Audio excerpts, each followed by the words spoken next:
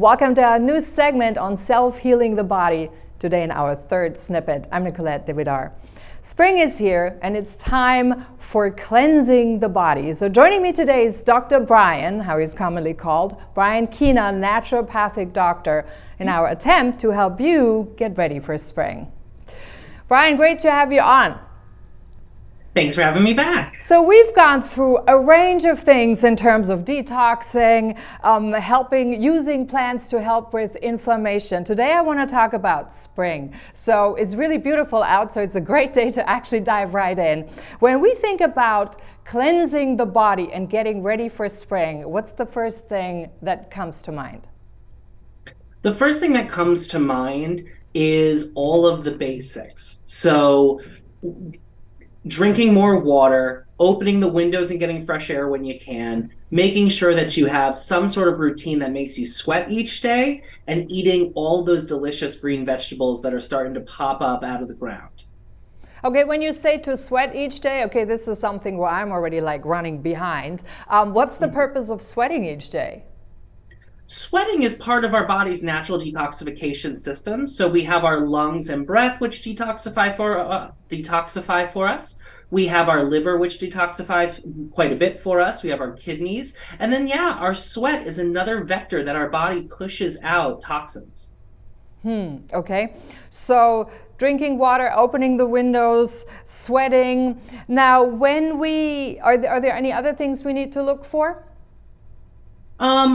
Always and forever diet. So cutting down on all of those inflammatory foods is going to help our bodies heal themselves. So all the fried foods, excess red meat, especially if it's not from a grass-fed source, and just in general, increasing fiber in the diet through green leafy vegetables. Those are all the key components to the simplest way you can detoxify and cleanse your body each season.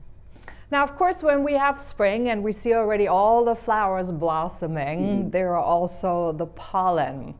Let's talk about this a little bit. What's a good way to help sort of your immune system with allergies and to prepare a little bit as to have maybe a positive effect on lowering your allergies? Are there any herbs or plants we can utilize?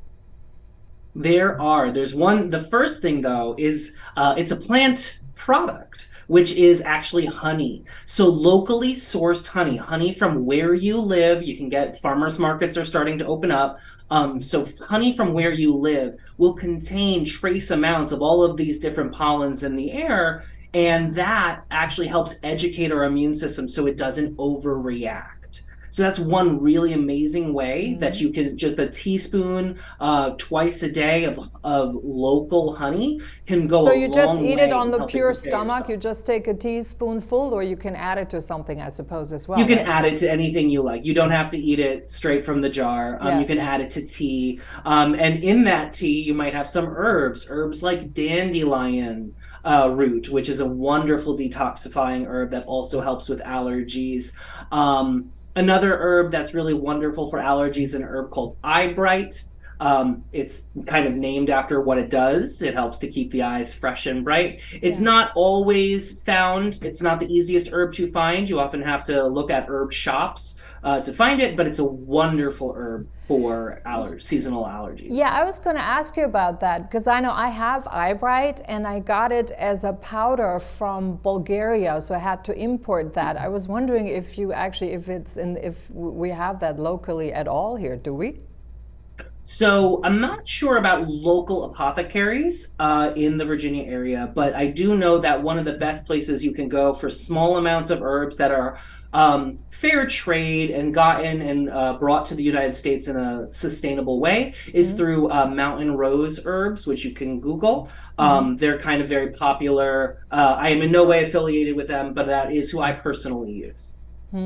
So eye bright, dandelion tea, and then you add the honey in it. But I just want to clarify this also for our viewers. So the emphasis on the honey is it must be local honey, right? Yes, locally absolutely. produced to help with allergies.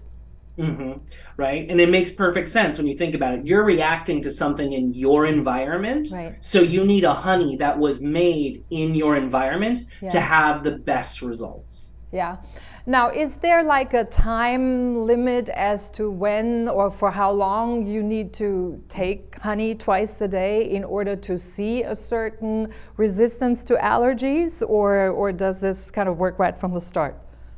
So in a perfect world, you would start taking local honey right before your allergy season starts. Because this trick also works for those who have autumn allergies as well. So you would take it sort of a month or so every day. Start using it before the flowers open. Now we're starting to be in the thick of it. It doesn't mean it won't work, but you just use it twice a day throughout your allergy season. And if you're a person who has chronic allergies and they never end, then just get very comfortable with enjoying honey and how wonderful it is, and see how long it takes for it to start knocking things down a little bit. It doesn't work for everyone, but it's a natural way that does work quite a bit and is wonderful, and I found it useful in my practice. And so it's an easy, safe thing I can give to people. Yeah. So, okay, so we talked about allergy. Is there something else we can use to boost our immunities against allergies? Another very simple thing you can do is vitamin C. So vitamin C is something that you can get from all sorts of foods, any of your vegetables that have colors, peppers, onions, which also have quercetin in them. So vitamin C, you can also buy the supplement. Just buy a 500 milligram supplement of vitamin C. Vitamin C is one of the supplements that you can purchase that it doesn't matter which one you buy. They're all the same chemicals. So you don't have to spend infinite amounts of money, because there can be a big price discrepancy when it comes to supplements, and vitamin C is not one of the ingredients I tend to be picky about.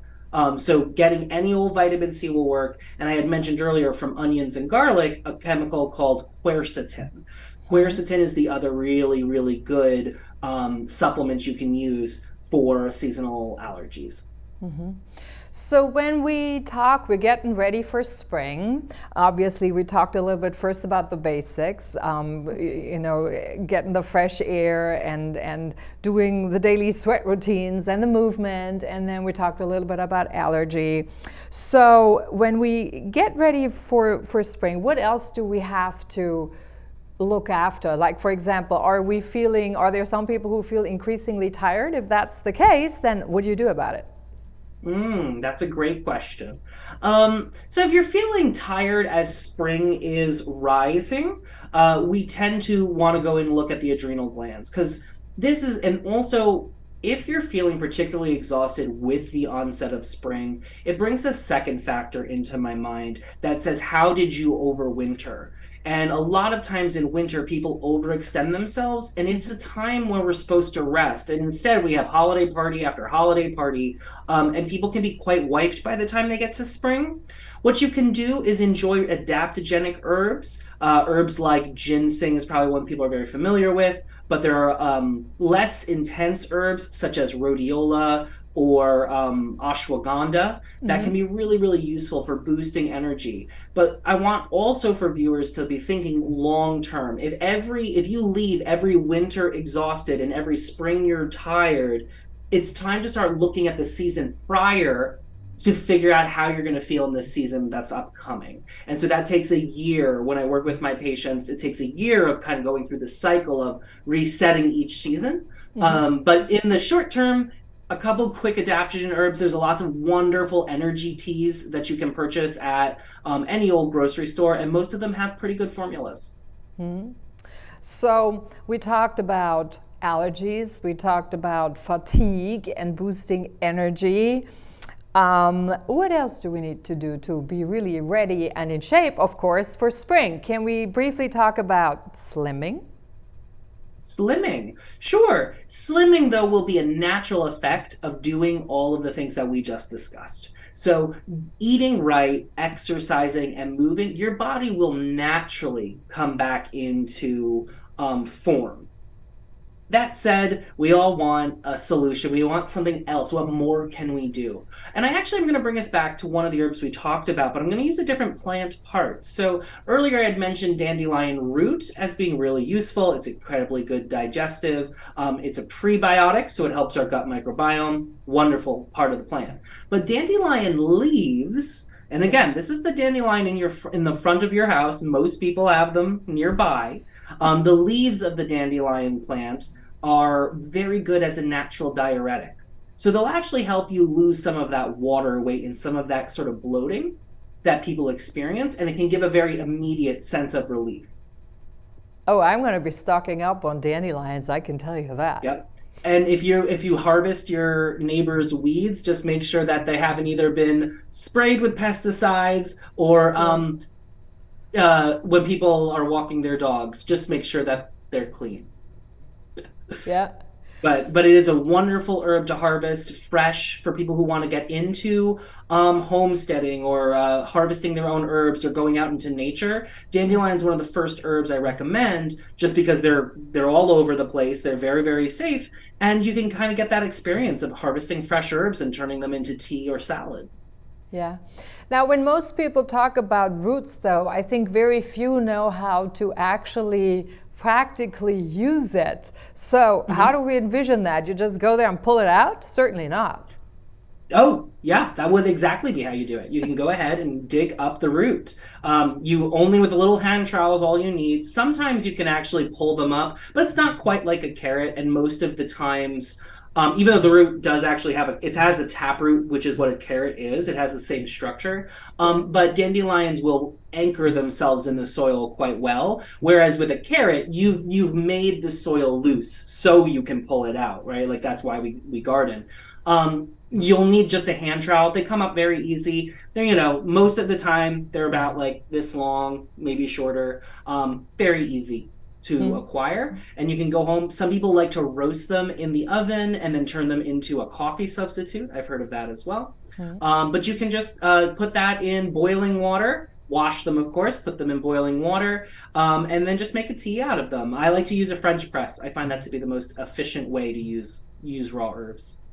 Oh, that's great. Some of these recipes, they sound so easy, and yet we've become so disconnected from them that we drive by every day and nobody ever thinks about using them, for example, in the yard. Of course, always because we live in a world where we have so much pesticides and fertilizer and pollution everywhere that everyone kind of asks the question, well, is this really something I can use or not? And how many people do use organic gardening in their yards, for example, so that they can be sure that's actually what to do.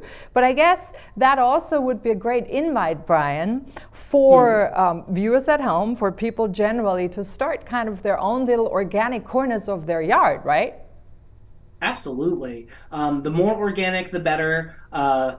Weeds are our friends. Don't overthink it. Unless they're really harming your garden, they're usually just fine.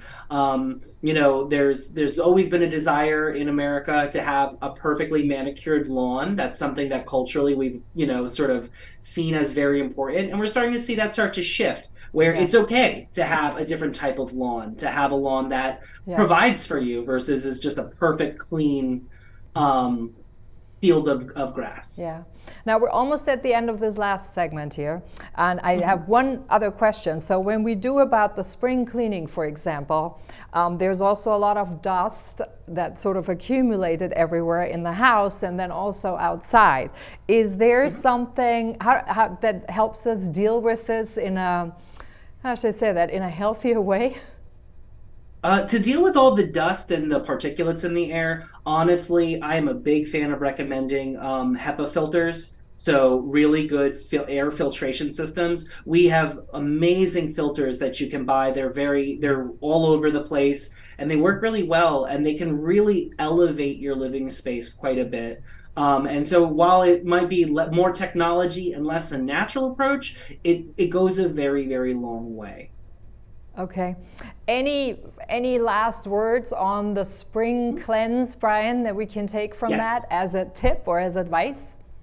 My final word of wisdom on spring cleaning the body, if in preparation for spring and summer, is to remember to spring clean the mind and your spirit. So we talk a lot about sweating and detox and dieting and fiber. All of those things are very important. But remember, a meditation or prayer practice that helps you get right with your inner self is actually just as foundational to detoxifying as, say, drinking water and avoiding fatty foods.